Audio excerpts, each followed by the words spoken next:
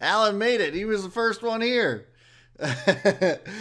Glad to see you made it, Alan. Welcome to Stock Watch Sunday, where we talk about everything worth taking a look at for the week to come. And so, first of all, I just want to welcome you to my channel as well. My name is Brad, and this is Own the Chaos, where we own the chaos of just about everything we want, really. No, I mean, honestly, so the channel is dedicated to finance and business. And, you know, I've decided to combine the two because I trade for a living. I trade in the stock market. So, you know, finance, all that good stuff. And then also business. I own a business. It's WeTradeHQ.com, which you'll see me, you'll see me share on my screen here in a minute.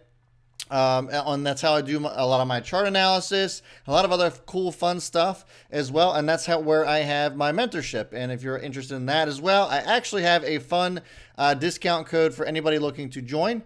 So come check it out. But first of all, let me welcome some folks here. Alan, as I already mentioned, Sheila, Shark Bob, what's going on, man? Matt Fuller, Decoy, Aardvark. That's a new one. I don't know if I've seen you before. Welcome. Mark Hussein, Fox, Nikki. Welcome, guys. Now, if you are visiting for the first time, welcome. Hopefully, I earn your subscription and a thumbs up. If you want to see more content such as this, I do this every Sunday. And, it's just stocks to watch out throughout the week. And, more specifically, this time around, it'll be stocks to watch in October. And I've taken a little bit more of a new structure to Stock Watch Sunday. So the first half of Stock Watch Sunday, I do a little bit more of the penny stock related stuff, OTCs. My bread and butter was made on OTCs. That's how I started my career and really kind of made my career. And so I've decided to branch out a little bit, cover some of the big board stuff as well. And so people are kind of digging it. So they like to see some of the coverage that I have on big board stocks as well as penny stocks. And so the first half will be penny stocks. So make sure you're sticking tuned if you just want to do penny stocks. Stick around if you want to see the big board stuff. We're going to be talking about Roku, Netflix, Alibaba, and a couple of other things. As far as penny stocks are concerned, we're just going to get right into those as well. And yeah, so if you are visiting for the first time, let me know. Also, if you guys want to share some of the stocks that you would like me to watch, if I'm not covering something that you're interested in seeing, put it in the chat. So the only housekeeping rule I have, though, is that if you're putting something in the chat that you would like me to take a look at, you'd like to have some insight on, give me some sort of direction. Don't just throw tickers and then place a thoughts on in front of it. Give me some sort of direction. Why do you see value in it so that I can kind of see where your head's at and kind of go in that direction instead of letting me do all of the work. So, and it does a couple of things, obviously it lets me know, that you actually are serious about taking a look at it. And then it also, kind of allows me to run a little bit more efficiently. So I'm not here for like 2 hours at a time. So, let's go ahead and get into it. So if you guys have never been to WeTradeHQ.com before, I'd like to encourage you to go check it out. It's absolutely free to join. This is the platform that I own. Me and my partner Jake have built up this platform. And let me just take you to the homepage here. So whenever you visit at WeTradeHQ.com and you create a free account, this is what will come up every time you go to log in. We have our various mentors here. We have myself, Don, Cameron, and quite a few others. So go check those out. Pretty cool. And these are all professional, tried and true traders in their specialized fields. It just wherever you guys feel comfortable trading, we wanted to make sure that WeTradeHQ is the place for you. So for me personally, I cover a lot of penny stocks. Don does a lot of ETFs, chart-related things as it relates to his zones strategy, Young Money Investments. That's Cameron. And he trades, specializes specifically in shorting stocks. That's what he does a lot of. So if you're interested in any of that stuff, check that out. Also, just wanted to invite you to check out the TradeNet link here as well. The sale is still going. The link's still active. They said the sale was going to be up middle of the week. The link still works. So as long as it's still working, you should still be able to get your discount if you guys missed out on that. Speaking of discounts, if anybody is interested in becoming a part of my mentorship in the morning, I'm going to put this in the, actually, let's click on this right now. I'll click on it for you and get this out of the way. So I'm going to put this in the in the chat. So this is the link, guys. Okay. And there's going to be a code, 20% off for the next 24 hours. Oops. Fall Fest is going to be the code. So if you go to that link, type in Fall Fest, you'll get 20% off. And it's only for 24 hours. So go check that out. What's going on, Mike? Good to see you, man. So now that we got all the pleasantries out of the way, let's take a look at BILZF. And this is hilarious to me because there's a lot of people that like took a look at BILZF and were like, you know, what the hell? I just started trading on the 24th. When this is the craziest thing I've ever seen. Honestly, like BILZF started trading on November 3rd. And if you guys missed out on the video that I put out at the beginning of the week, I talked about how those of us who've been trading penny stocks for, excuse me, let me move you guys over here. Those of us who've been trading penny stocks for quite some time, we've known about Dan Bilzerian's BILZF. We've known about it since the middle of the summer. We knew that they were going to be going public in the U.S. at some point. We didn't know exactly when until the news came out on it on September 3rd. So September 3rd was way back here, way back here. Nobody cared. Nobody cared that was happening except for us. We were like, oh, this is definitely something that we want to take a look at.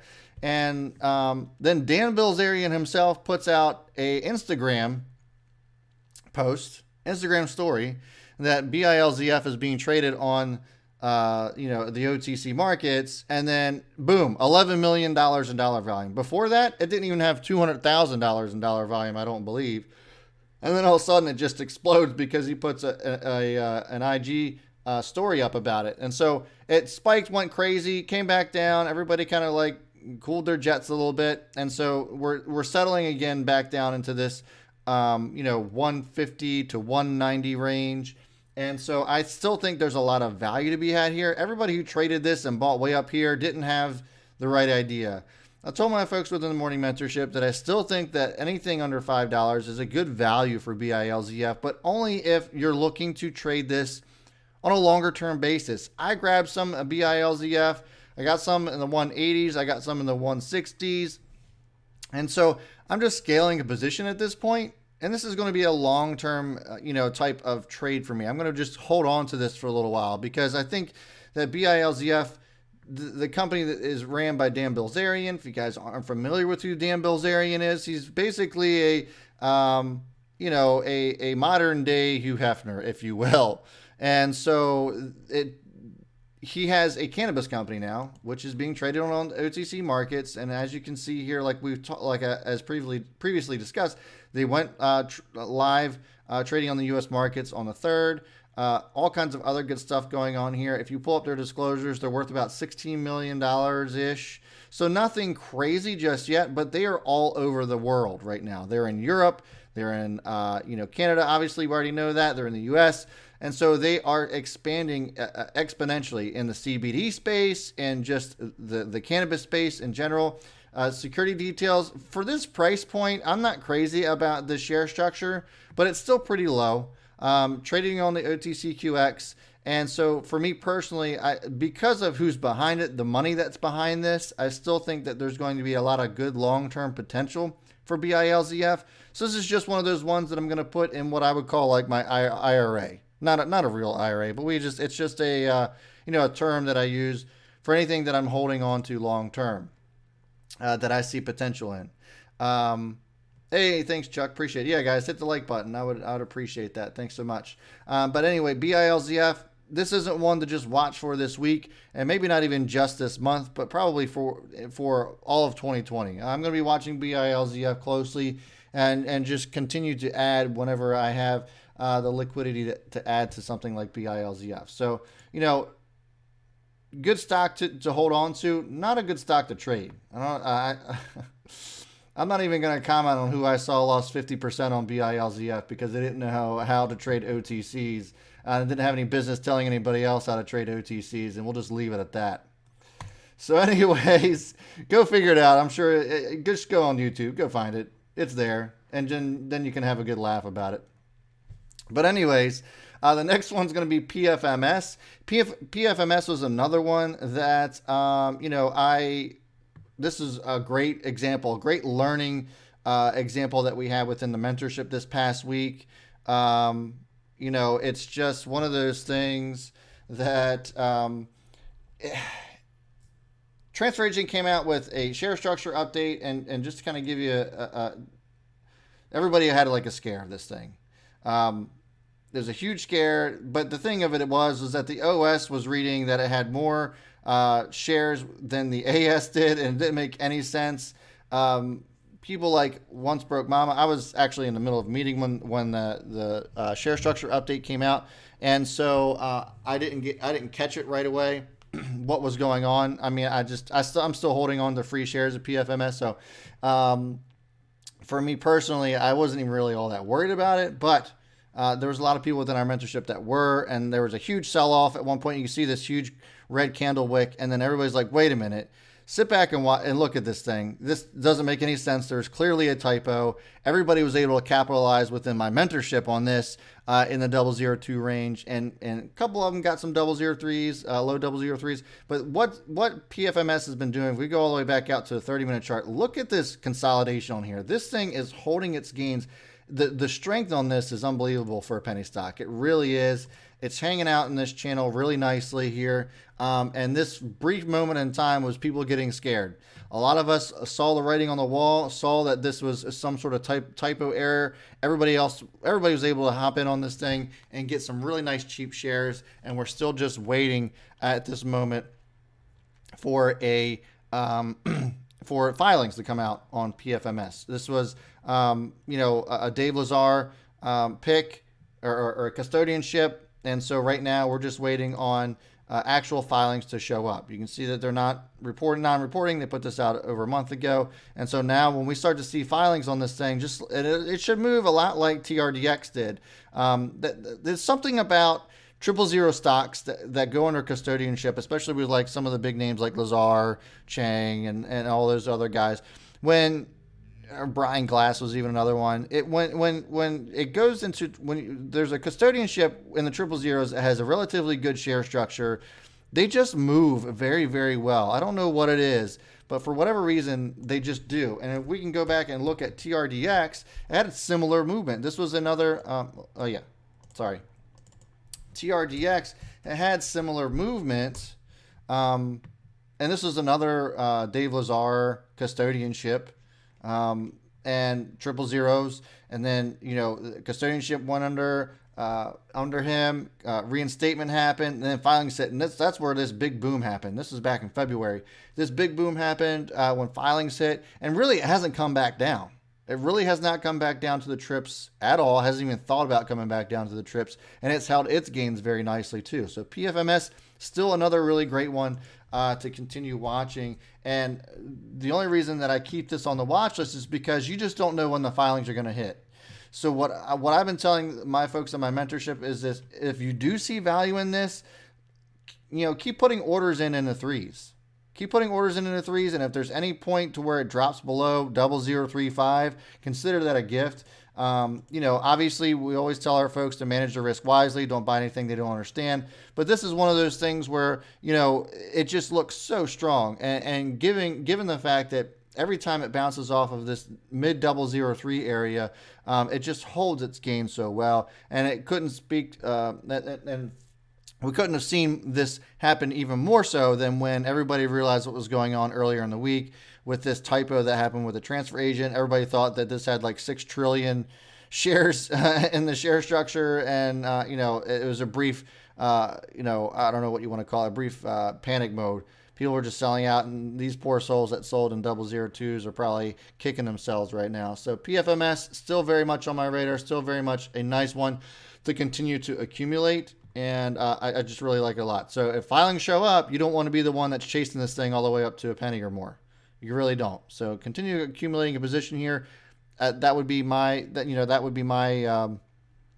suggestion if you have not yet gotten into a stock like this. This would be, and you're interested in doing, getting into this. I wouldn't waste a whole lot of time on it, because you just never know when the filings are going to show up. you can see now there's some updates that WeTrade HQ has been making. Jake has been crushing it on our website. So if you guys are interested in checking out WeTrade HQ forums here, we have news as well. It's all OTC market news, and we'll give you the financials of it, all that good stuff. You can type in the forum. We've actually formatted the forum, so if you guys are used to the iHub way of things and you can format posts, that can happen here as well. But you can also vote.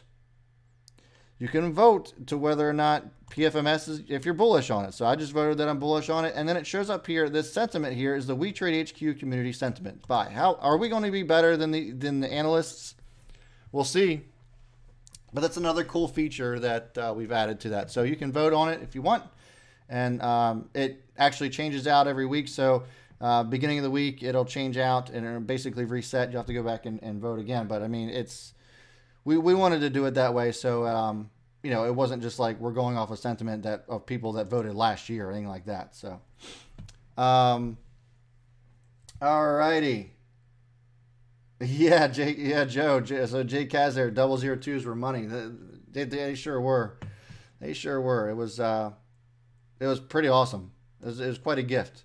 All right, so the next one that I have on the radar. So this came out. So MNTM had news that came out on Friday, and this was pretty good stuff. Let's just look at one thing that I look at before anything. Once news comes out, I'm going to look at share structure here. It's nice and thin, almost scary thin for some folks. So go into this with some caution on MNTM, but I think we're going to see a gap up and a nice move. It already moved 133% on Friday. Not a whole lot of people got into MNTM, but as you can see here, news came out with them on Friday of news of a merger. So as you can see here, I'll zoom in for you guys so you can actually read that. Banner Midstream Corp. The merger agreement was signed on September 26, 2019. The merger expected to close by middle of Q4 2019, pending various approvals. Yada yada yada. Who is this company that's merging into them? So they have a website here. They are a oil field company. So they have they have a portfolio of various companies that are related to the oil industry. So you can check those out. So it's an oil company that's merging into MNTM. So should be interesting to see how this reacts on Monday, tomorrow. So I'm convinced that this is probably going to gap up. I'll be... So for me personally, if it gets up over 8 cents, I'm probably just going to consider this a missed opportunity. This is one that I did not get into on Friday. Okay, so this is on the 30-minute chart. You can see that this is ugly, right? This is ugly because of the share structure being the way that it was. It was not a liquid stock. But if dollar volume starts to roll in here, this baby will get moving. And so I think one thing that a lot of people... Let me just chat with you here for a second. So when you see something that has a share structure as small as this, you'll see some insane gap up that goes from, on Friday it closed at 5 cents. We'll call it 5 cents. So 0.49. So 5 cents. It gaps up to 8, and then people start chasing it. And honestly, that's really not the way to go about doing it, especially something that's traded this thin, because the spread's going to be massive. It's going to probably be around 3 to 4 cent spread, meaning that there's going to be like a 3 cent or 4 cent price on the bid price. There'll probably be like 7 cent or 8 cent price on the ask price. People are going to start slapping the ask. And honestly, if you really want this stock that bad, fine, get on the ask price. But honestly, when you want to try to play it as safe as you can on something that hasn't had a lot of liquidity, just starting to get some dollar volume, is really small on that share structure, put a bid price in. Sit on that bid price and just wait for it to get filled. And if it moves without you, it moves without you. You just have to understand that that's just a missed opportunity, and that there's thousands, hundreds of thousands of other tickers that are going to be able to be traded throughout your entire career. And this is probably just not going to be the one that you get in on. It is what it is. You missed the boat, it's fine. And that's how I'll be approaching MNTM. And if I miss it, it's whatever. There's plenty of other opportunities to make money in the stock market. MNTM can just move on without me. If I didn't get in at my target price, then I didn't get in at my target price. I do think, though, that again, looking at this chart, that if you could get in under 6, If you can get anything under 6, then I think that you're in good shape there. But just don't go chasing this thing, because before you know it, the share structure being the way it is, I always like to call these share structures like a double-edged sword, okay? They're fantastic because they can run like crazy, right? Money starts to pour into this thing and it just goes crazy. But having said that, there's the other side of that, where if people start whacking it like crazy, then the price of the stock just starts to tumble, and then all of a sudden you're stuck. So work yourself in, don't be afraid, just don't let the FOMO get to you, and scale yourself in. That's how I would that's how I would approach the stock, and how I am going to approach this stock. So, Joe says 8K coming by latest on Thursday on MNTM, so definitely watch out for that. Yeah. The only thing I would tell you about this is just make sure you get in at a fair value price. You don't want to be chasing it and getting stuck with some bag. But I think this thing's going to skyrocket for sure. To what degree, I don't know. We're just going to have to wait and see what kind of dollar volume pours into this thing. But I think there's going to be a lot that goes on with MNTM for sure. So, all right. Let's see here. HDII, can you talk about the control dispute? This is a first for me. I'm not familiar with the control dispute, but I'll take a look at that. I kind of dismissed HDII at the beginning of the week last week. So I see a couple people asking about it. Yeah. So if somebody could give me some more insight on that, I'll be happy to take a look at it. Okay. Next one I'm going to take a look at is DCGD. So DCGD is still definitely one to keep watch on. Wow, what a roller coaster ride this has been on. So, there's some folks, Jane in particular, within our morning mentorship. She won't mind me giving her a little bit of a shout out, but she's been adding, she got into this well below 50 cents back in here before it ran all the way up to over $2. And this thing has continued, and this had a huge, hit piece on it. Everybody said they were shorting the hell out of it, yada, yada. And she was pretty unwavering. She sold some at the top, was able to get back down in here. Some other folks within our morning mentorship was as well. Unbelievable move that this has come all the way back from, 40 cent range back to up over $1, even as high as $1.31 into the end of the last week. And so DCGD still very much on the radar for a lot of folks. What this is a company that, is funding these other cannabis companies because federally they can't get funded because it's not legal on the federal level yet. So a lot of these cannabis companies are having a lot of issues getting funded for things that they want to do, like, from the operation standpoint. So, this is one thing that I would, consider continuing to watch. Look for the pullbacks, add to it if you want to. You can see that there's a pretty decent support level at the $1 range. So if it comes down to $1, even starts to press below $1, I think that it's going to be a good opportunity to add or accumulate a position here on DCGD. So really good stuff here. So here, as you can see here, so look right here, 108, really 108, 109 area, kind of where it closed on Friday is really kind of a good spot to accumulate. And you can see there's this range here between. I don't know if it's going to come all the way back down. So if we move it all up here, probably like 70 cent range to $1. If it starts to fall back within that channel, that's a good accumulation spot for DCGD. But there's a lot of good potential for this one longer term.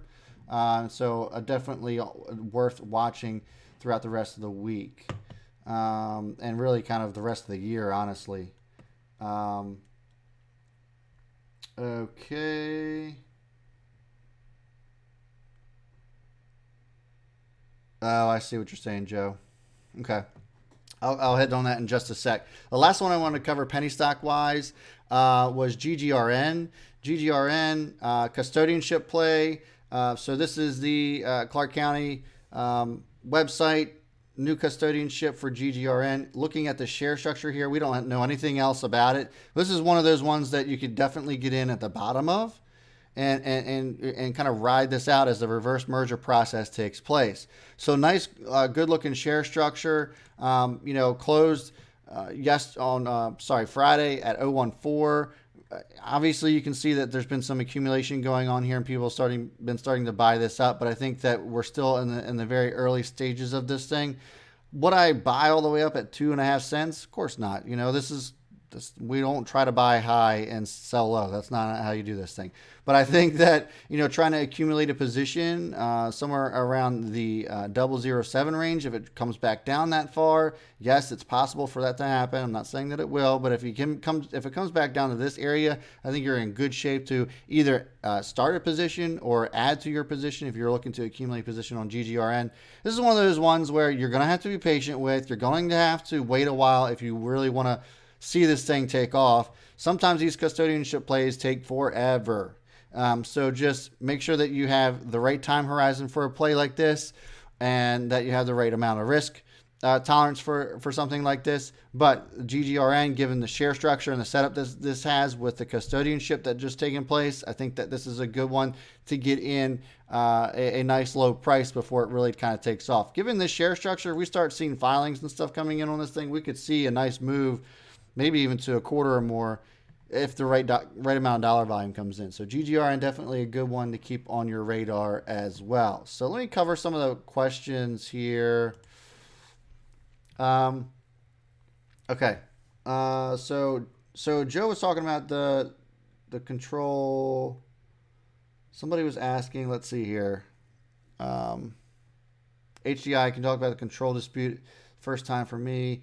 Joe said, similar to SBES, not sure what the deal is. Seems like Zoo really doesn't have control over those two quite yet. Kind of odd that filings hit and now control dispute on it.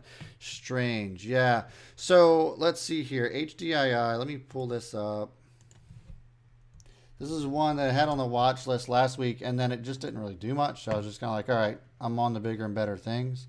And that's pretty evident here.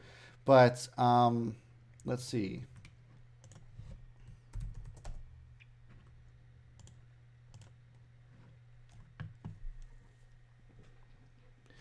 Yeah, I'm not. So there's probably some sort of control dispute in Clark County.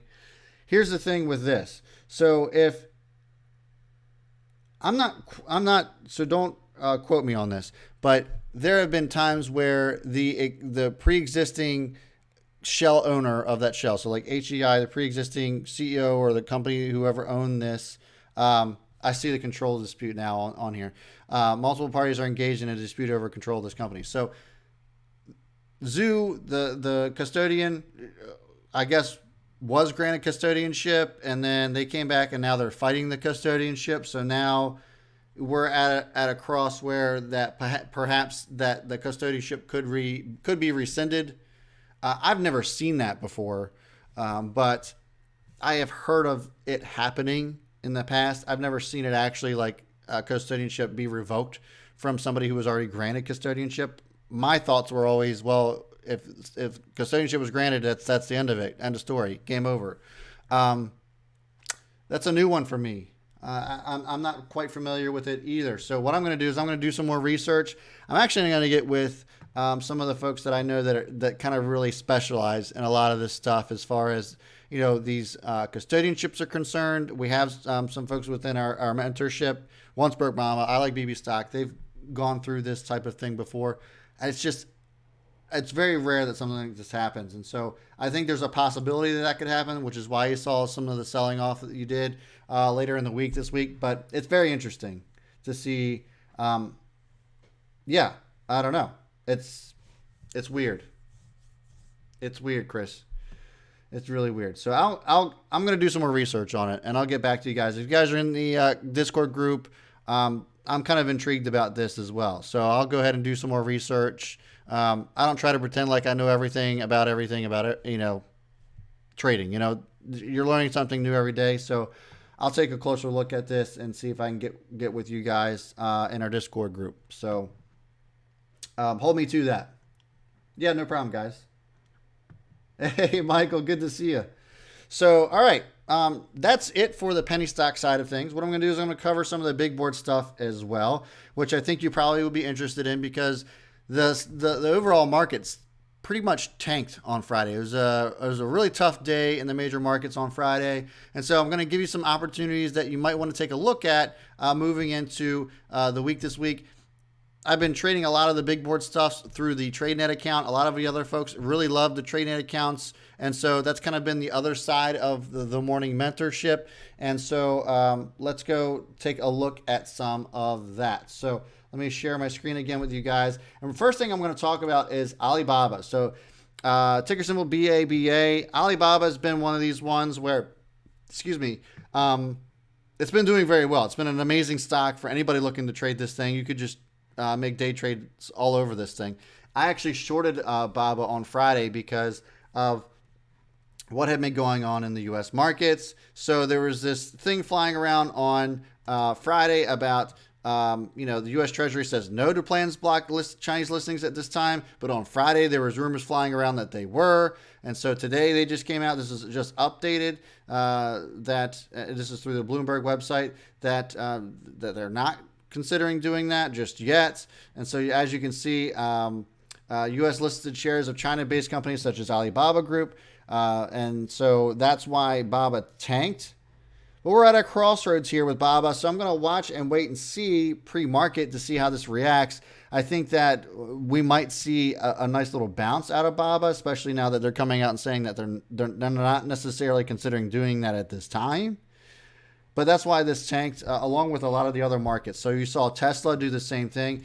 Tesla actually, I think, held on pretty well. But, Tesla has that plant that they're building in China as well. So that's why we saw a little bit of a down move from Tesla. But you can see it actually kind of recovered quite well. So Tesla came all the way down to 222. This is on the daily chart, sorry. Let me pull this back up. So it actually went as high as 248. Traded this on the uptrend within the morning mentorship. We talked about this. Going from 223, once it broke 223 again, it would have had to break 227, and then it just kept on going. This is a perfect cup and handle pattern. Went all the way up to highs of 248, and then all that news came out, and it started to tank again. Luckily, it recovered, ended flat. So this is another one as it relates to everything going on in China, where people got nervous about, but I think this is a really good spot for Tesla as well. So keep an eye on that, BABA and Tesla. So what I'm looking for BABA, I'm looking for a bounce. Really kind of right at 165 here, right where it closed. That's the bounce that I'm looking for. Now that they've come out and basically said, we're not going to try to cease people from, investing in these types of securities, but, the trade war still wages on. So I'm looking for some sort of breakdown or bounce. If it breaks down below 165, we could see a nice continuation down into the 150s, and therefore I'll be shorting this. So I'm starting to lean towards shorting it, but we'll see how this reacts. I always like to wait till after the market opens to see how I'm going to be able to make my move. The next two are the streaming services. The streaming services have been taking a beating over the last several weeks, and I don't think that they're going to stop anytime soon. You're looking at Netflix. If I'm scrolling out here on the daily chart and you look at Netflix, it's just continuing to come down and down and down and down. It's only had 2 green days in a row twice in the last 6 weeks. So Netflix just keeps downtrending. It bounced a little bit here. It's hung out a little bit in the 263 range, but I think it still looks pretty bearish to me. So I'm going to be looking to short this all the way down to the 230s. If it breaks 235, look out below. I think we'll start to see a new low for Netflix as we go into the fourth quarter. Same thing with Roku. Roku, it's do or die right now. It's hanging out here at the $100 range. Closed on Friday at $99.74.